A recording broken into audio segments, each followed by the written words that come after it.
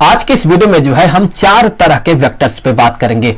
सबसे पहले हम इक्वल वेक्टर्स पे बात करेंगे, उसके बाद हम नेगेटिव वेक्टर्स पे बात करेंगे और उसके बाद जो है हम कोलिनियर वेक्टर्स पे बात करेंगे और अंत में जो है हम कोप्लानर वेक्टर्स पे बात करेंगे। देखिए, पिछले वीडियो में जो है हमने बात किया था कि एक वेक्टर क्वांटिटी क्या होता है और जो है हम एक वेक्टर क्वांटिटी को किस तरह से रिप्रेजेंट करते हैं। तो आज के इस वीडियो में हम सबसे पहले ये जो इक्वल वेक्टर है इस पे बात करेंगे। तो इसके लिए जो है मान लें कि यहां पर ये एक सरफेस है और इस सरफेस पे जो है एक ऑब्जेक्ट रखा हुआ है। ये हो गया एक ऑब्जेक्ट जो कि इस सरफेस पे यहां पर रखा हुआ है। तो अभी हम जो है यहां पर चार अलग अलग केस कंसीडर करेंगे। तो ये हो गया पहले केस के लिए और ये हो गया दूसरे केस के लिए, फिर यहां पर ये हो गया तीसरे केस के लिए और यहां पर ये हो गया चौथे केस के लिए। तो अब हम यहां पर जो है सबसे पहले क्या करेंगे, सबसे पहले जो है यहां पर ये जो ब्लॉक रखा हुआ है, ये जो ऑब्जेक्ट रखा हुआ है, इस पर एक फोर्स अप्लाई करेंगे इस डायरेक्शन में। चलिए, यहां पर जो हमने फोर्स अप्लाई किया ये है 2 न्यूटन का। अब जब हम 2 न्यूटन का फोर्स इस पर अप्लाई करेंगे तो होगा ये कि ये जो ब्लॉक है ये इस डायरेक्शन में जो है ये मूव करेगा, इसे मिलेगा एक एक्सेलरेशन। अब चलिए दूसरा वाला केस देख लेते हैं। तो दूसरे केस में हम क्या करेंगे, हम 2 न्यूटन का ही फोर्स अप्लाई करेंगे लेकिन उसका जो डायरेक्शन होगा वो नीचे की तरफ होगा। सो फोर्स का जो मैग्नीट्यूड है वो यहां भी 2 न्यूटन का ही है लेकिन डायरेक्शन नीचे हो गया। तो इस केस में ये जो ब्लॉक है ये मूव नहीं करेगा।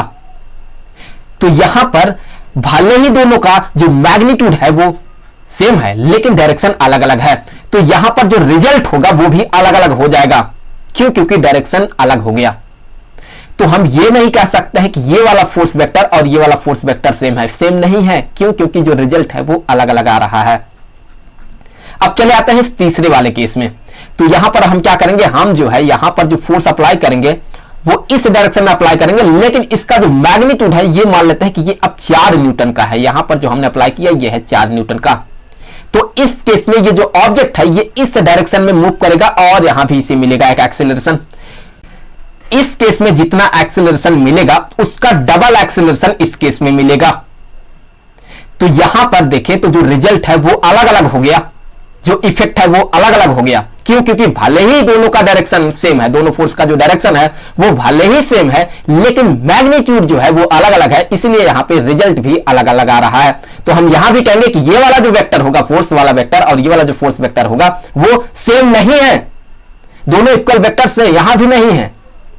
अब ये जो चौथा वाला केस है इसे भी एक बार देख लेते हैं। इसमें हम क्या करेंगे, इसमें जो है हम फोर्स इस डायरेक्शन में अप्लाई करेंगे और इसका जो मैग्नीट्यूड होगा फोर्स का वो है 2 न्यूटन का। तो जब हम 2 न्यूटन का फोर्स अप्लाई करेंगे तो इसे मिलेगा एक एक्सेलरेशन इस डायरेक्शन में। तो अब जितना एक्सेलरेशन इस केस में मिला होगा उतना ही एक्सेलरेशन यहां भी मिलेगा। मतलब यह है कि यहां पर जो रिजल्ट होगा और यहां पर जो रिजल्ट होगा वो सेम होगा। क्यों? क्योंकि दोनों फोर्स का जो मैग्नीट्यूड है वह भी सेम है और डायरेक्शन भी सेम है। तो हम कहेंगे कि ये जो फोर्स वेक्टर होगा और ये जो फोर्स वेक्टर होगा दोनों सेम होंगे।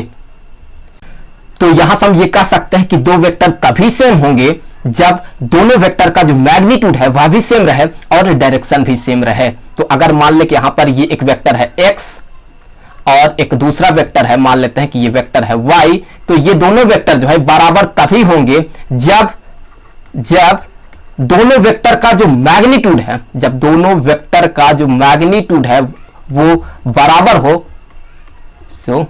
दोनों वेक्टर का जो मैग्नीट्यूड है वह बराबर हो और साथ ही साथ दोनों वेक्टर का जो डायरेक्शन है वह भी बराबर हो। तो अगर हम इसे जो है ग्राफिकली रिप्रेजेंट करना चाहें तो मान ले कि यहां पर ये हो गया वेक्टर x, ये हो गया वेक्टर x और यहां पर जो है वेक्टर y के लिए जो है हम यहीं से कॉपी कर लेते हैं। सो यहां पर ये हो गया वेक्टर y।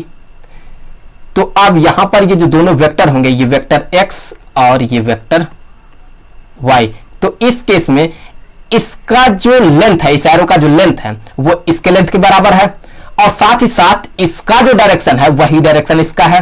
तो हम कहेंगे कि यहां पर ये जो वेक्टर x है ये बराबर है वेक्टर y के। तो ध्यान रखें कि दो वेक्टर तभी सेम होंगे जब दोनों वेक्टर का मैग्नीट्यूड भी सेम रहे और डायरेक्शन भी सेम रहे।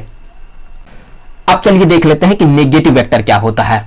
तो इसके लिए जो है मान ले कि यहां पर ये एक सरफेस है और इस सरफेस पे जो है यहां पर एक ऑब्जेक्ट रखा हुआ है, तो यहां पर एक ऑब्जेक्ट रखा हुआ है। और हम क्या करेंगे, हम जो है यहां भी दो अलग अलग केस कंसीडर करेंगे, तो मैं यहीं से इसे कॉपी कर ले रहा हूं।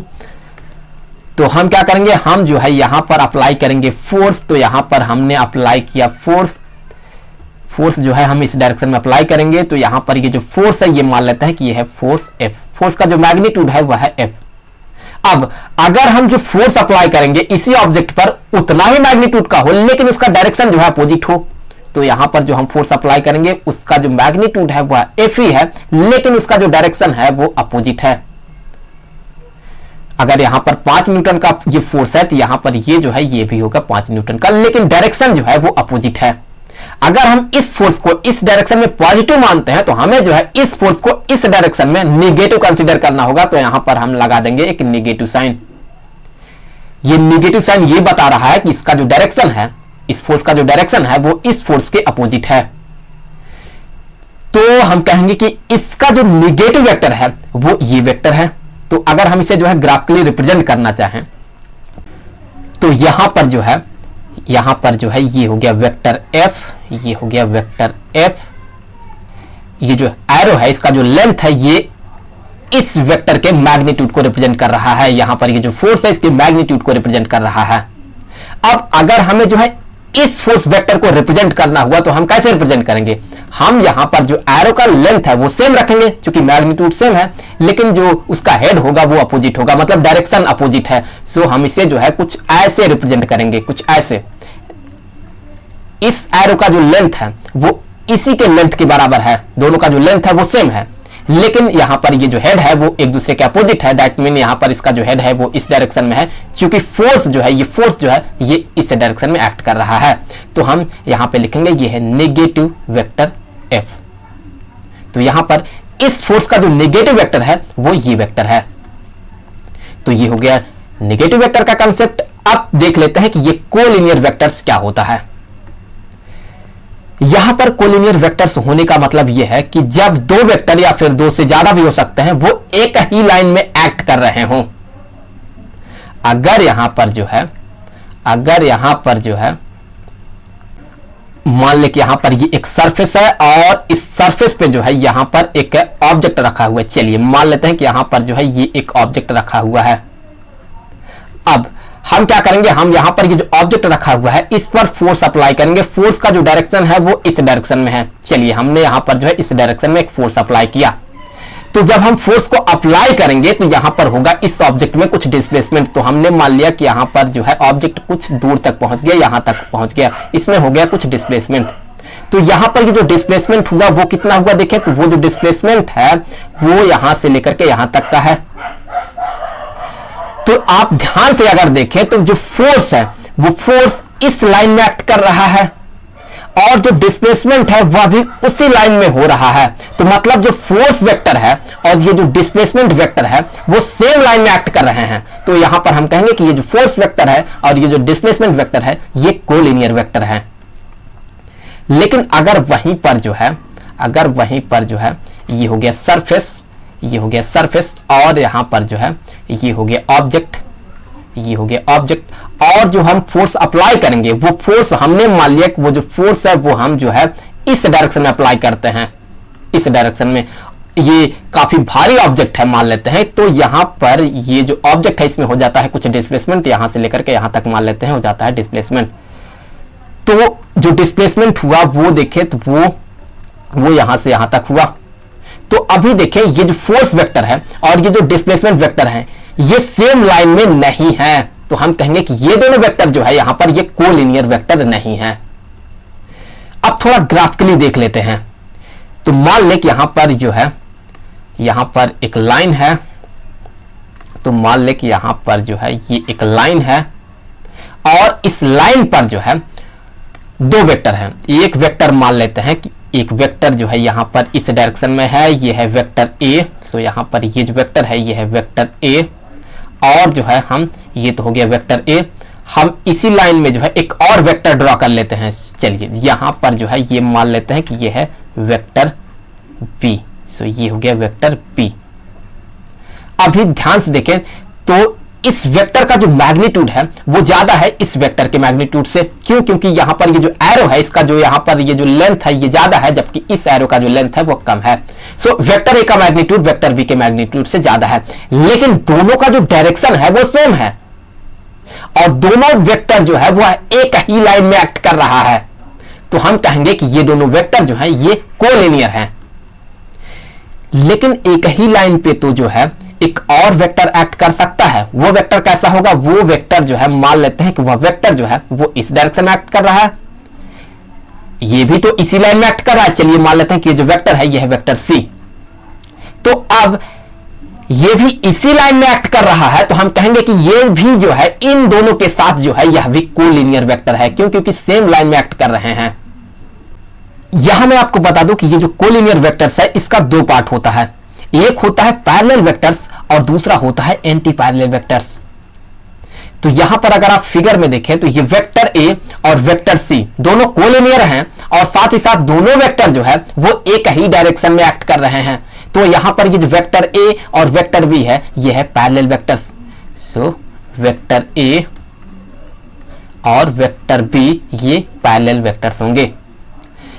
और यहां पर ये जो वेक्टर ए और वेक्टर सी है ये कोलिनियर तो है क्योंकि दोनों एक ही लाइन में एक्ट कर रहे हैं, लेकिन दोनों का जो डायरेक्शन है वह अपोजिट है। तो हम कहेंगे कि ये जो वेक्टर ए और वेक्टर सी है ये है एंटी पैरेलल वेक्टर्स। तो यहां पर वेक्टर ए और ये जो वेक्टर सी है यह होगा एंटी पैरेलल वेक्टर्स। इसी तरह से वेक्टर बी और वेक्टर सी भी जो है ये है एंटी पैरेलल वेक्टर्स। अब चलिए देख लेते हैं कि कोप्लानर वेक्टर्स क्या होता है। मैं आपको बता दूं कि एक ही प्लेन में जब दो या दो से ज्यादा वेक्टर एक्ट करते हैं तो वे सभी जो है वो एक दूसरे के कोप्लानर वेक्टर्स होते हैं। तो इसके लिए एक एग्जांपल देख लेते हैं। मान लें कि यहां पर ये एक रॉड है। सो यहां पर ये एक रॉड है और इस रॉड में जो है यहां पर एक कील धंसाया हुआ है, हमने एक कील यहां पे गड़ा हुआ है। इस कील के अबाउट जो है ये रॉड कुछ ऐसे यहां पे रोटेट कर सकता है। ये क्लॉकवाइज में भी रोटेट कर सकता है और एंटी क्लॉकवाइज में भी रोटेट कर सकता है। अब अगर जो है हम यहां पर एक फोर्स अप्लाई करते हैं इस डायरेक्शन में, चलिए हमने यहां पर फोर्स अप्लाई किया वेक्टर एफ और यहां पर जो हम फोर्स अप्लाई कर रहे हैं उसका जो इस एक्सिस ऑफ रोटेशन से जो पोजीशन वेक्टर है यहां से लेकर के यहां तक का ये हमने मान लिया कि ये है वेक्टर आर। यहां पर ये एक प्लेन सरफेस है, तो इस प्लेन सरफेस पे देखें एक ही प्लेन सरफेस पे ये वेक्टर एफ भी एक्ट कर रहा है और वेक्टर आर भी एक्ट कर रहा है और ये जो रॉड है ये ऐसे रोटेट करेगा। वो मुद्दा नहीं है, मुद्दा ये है कि वेक्टर एफ और वेक्टर आर ये एक ही प्लेन में एक्ट कर रहा है। तो हम कहेंगे कि ये दोनों जो वेक्टर हैं ये एक दूसरे के कोप्लानर वेक्टर हैं। तो चलिए अब इसे भी थोड़ा ग्राफ के लिए देख लेते हैं। सो इसके लिए मैं यहां पर 3 एक्सिस ड्रॉ करूंगा। तो सबसे पहले यहां पर ये मान लेते हैं कि ये है वाई एक्सिस, ये है वाई एक्सिस और यहां पर ये है एक्स एक्सिस। सो ये हो गया एक्स एक्सिस और यहां पर ये हो गया वाई एक्सिस। तो ये जो प्लेन होगा ये होगा एक्स वाई प्लेन।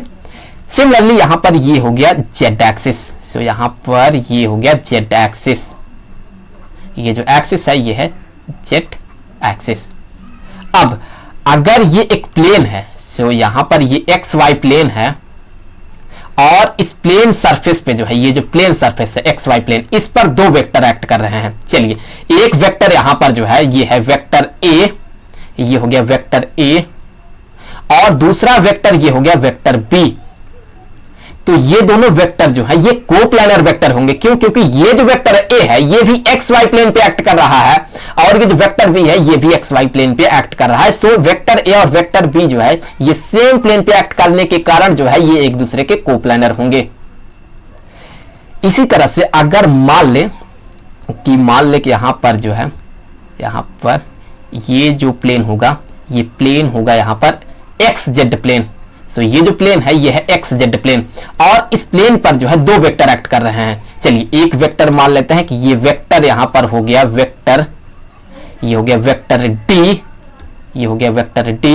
और इसी प्लेन पे जो है मान लेते हैं कि एक और वेक्टर एक्ट कर रहा है। ये जो वेक्टर है ये मान लेते हैं कि यहां पर ये वेक्टर है, ये वेक्टर है यहां पर सी। सो ये हो गया वेक्टर सी। तो अभी वेक्टर सी और वेक्टर डी ये दोनों जो है ये कोप्लेनर वेक्टर हैं। क्यों? क्योंकि ये दोनों जो वेक्टर है ये एक्स जेड प्लेन पे एक्ट कर रहे हैं, ये एक ही प्लेन पे एक्ट कर रहे हैं, इसलिए ये दोनों कोप्लेनर वेक्टर हैं। लेकिन ये जो वेक्टर ए है और ये जो वेक्टर डी है ये कोप्लेनर वेक्टर नहीं है। क्यों? क्योंकि दोनों यहां पर सेम प्लेन में एक्ट नहीं कर रहा है।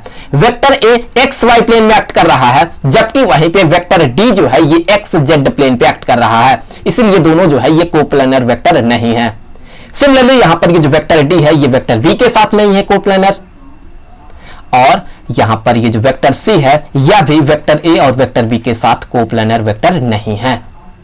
तो इस वीडियो में फिलहाल इतना ही। आगे के वीडियो में जो है हम यूनिट वेक्टर पे बात करेंगे। तो मिलते हैं आपसे अगले वीडियो में।